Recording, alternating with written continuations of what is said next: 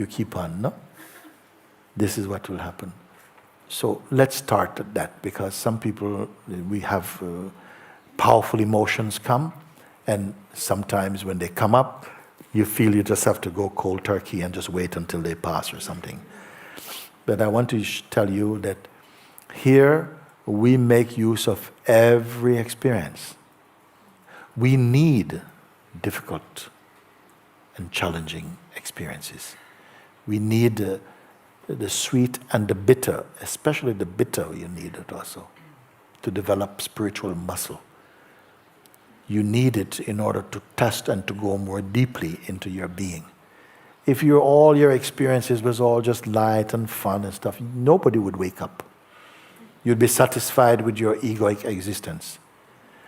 But because at some point it begins to crash, your dreams are crashing, your projections are not working, and you feel really depressed. But this depression is for the person, not for the isness. And sometimes out of these states of very heavy feeling, you are compelled to find your way out. And the way out is the way in. Because you have to find that space. You have to find that space. With the invitation, it becomes very easy. But if those states catch hold of your attention, the isness will feel remote. It will just feel like it's remote. And if somebody says, but what about the isness? You'll feel very annoyed. Because now you're gripped by your own projections, you're struggling, and that's your reality at the moment. All this will fade gradually as you stay and somehow, confirm your isness place. But I want to show you a little bit when those emotions or bad feelings come inside. When they come, like, say, if you use one, say, like, rejection, you see.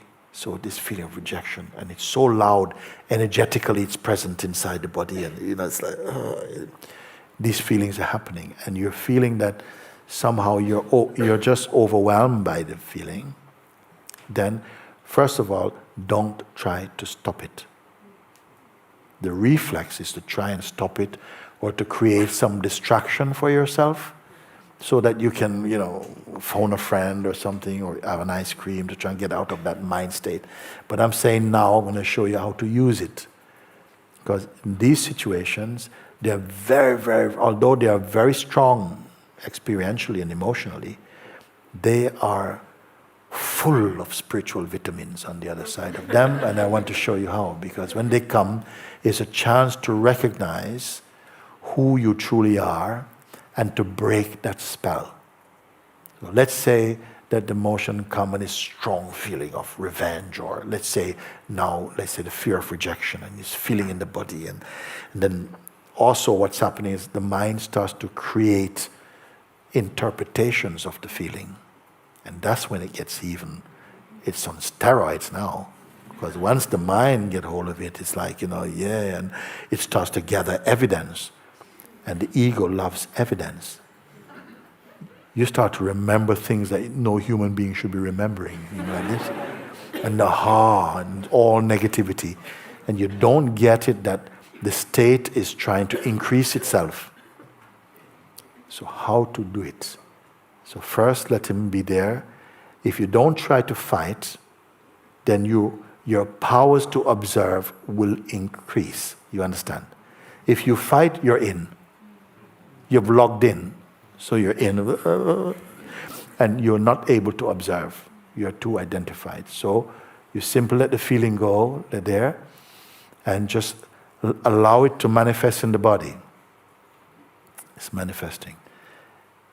And just by not fighting, you come to see that you are experiencing sensations. You're experiencing something that is visiting the body, and at some point it will leave. You know that. But while it's there, you're not trying to push it. The natural instinct is to try and get rid of it. But you're being shown, just let it be there first, no? And then, in your own time, put this question, like, So, what is the message inside the feeling? Try and understand what is it saying. And if you want, you can write it down. It's saying that, nobody appreciates you. That hurts, oh God. And it's not the first time that you have noticed it. So you write them down. And even your mom. Put it all down. There's a right. Okay. You put it down. You have understood what the message is. No? Now you find out who is it impacting upon. Who is suffering it? Okay. Now the reflex answer. It's me. Why bother go through all of this of finding out? It's me. But no, we have to go more. Identify precisely. Is the one who is suffering it, can it be tangibly recognized? Okay? Can it be identified? Okay? Still, big tsunami. Can you do this? Yes, you can. Okay? Just let it happen. Don't waste energy trying to fight. You're just looking, and that's different. Now find out, can it be identified? The sufferer here. The suffering we know, the feeling, but let the feeling identify the sufferer of it. So you must do this. Don't say, I know the answer. That does not work. You must experience the answer. Okay? So you say, can they feel that? And this resistance is like, I don't have time to try and look into who is suffering. But that's also another thought you're observing, no? So just see if it can be identified. Don't be in a hurry. You can do this also. The feeling is there. Waves of mind attack, emotional. But there's a seeing that's present, a capacity to look. Can the sufferer be found? And some intelligence inside you begin to scan to see if it can find or identify the suffering entity. Because if there is identity, it implies an I entity. Can the entity be found? So don't imagine, just look. Use the emotions. Something wants to say, I can't bear this. Who is speaking? Who is speaking that? Can it be found? You see? And as you look and keep the looking going, even in the face of the screaming apparent one, at some point, if you keep it up, something will either do like this, like suddenly it seems to vanish. But don't start to celebrate just yet. Okay? Because something wants to go, oh God, thank you, Jesus. Oh God, my God. No, just stay where you are and invite it back. Okay? Invite him back. Where are you gone? Come back. Throw the punch again. Throw the punch. I'm ready. Come on, come. Where are you? And it may just send you a little email saying, not when you're ready. Okay? When I am ready. Okay? Whatever. Okay? Or as you keep on, just keep being present. You're not on the attack. You're just firm in the place of the weakness.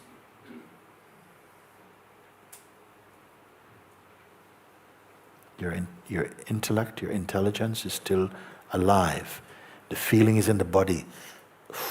Don't put so much meaning to that. The body is made to take such feelings. It can take them. If it can take whatever else, it can take this feeling, okay? It will pass. Look, but your intelligence begins to scan to try and find, identify. They're suffering, so there must be a sufferer. Just do the looking. Don't create a sufferer. Just see if it can be found. And the mind, in the role of the assailant, of the one who is beating you, cannot keep up its power under the scrutiny of your observation. And it will either collapse like this, and you feel spaciousness again, or as you keep looking, this happens like,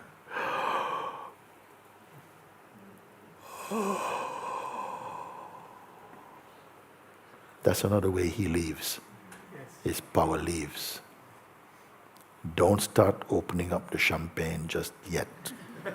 Just keep looking, stay with it. Don't be from now the sufferer to the celebrator, okay?